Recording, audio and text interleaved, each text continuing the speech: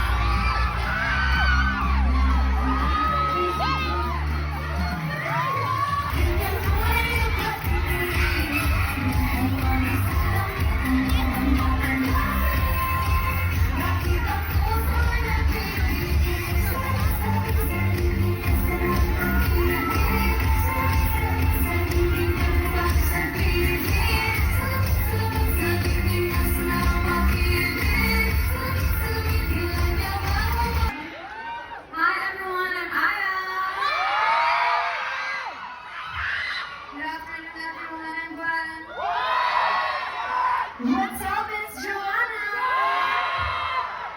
Hi everyone, I'm Colette. Hi Angela! What's up, it's Mika! Hi guys, I'm Sheena! Hi Blooms, I'm Stacy! And we are Bini!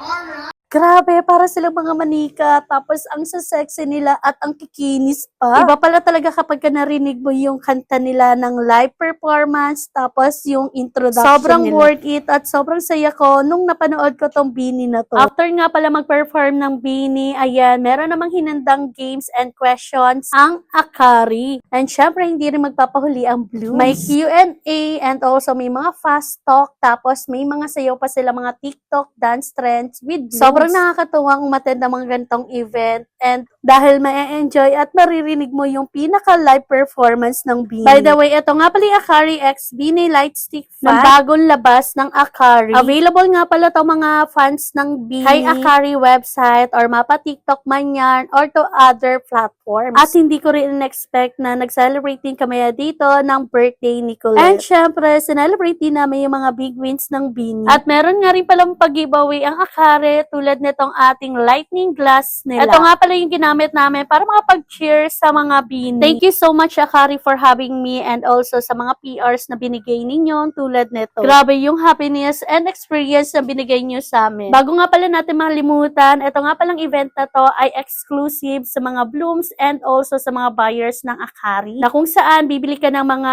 items nila and also the tickets para naman sa meet and greet ng Bini. And may mga in-invite din sila mga content creator na katulad natin. And grabe, na full slot nila itong ating event place na to. Syempre, ganun ka-solid ang Bloom. May paparinig pa nga rin pala ako sa inyo, isa sa mga live performance ng Bini at eto na yon.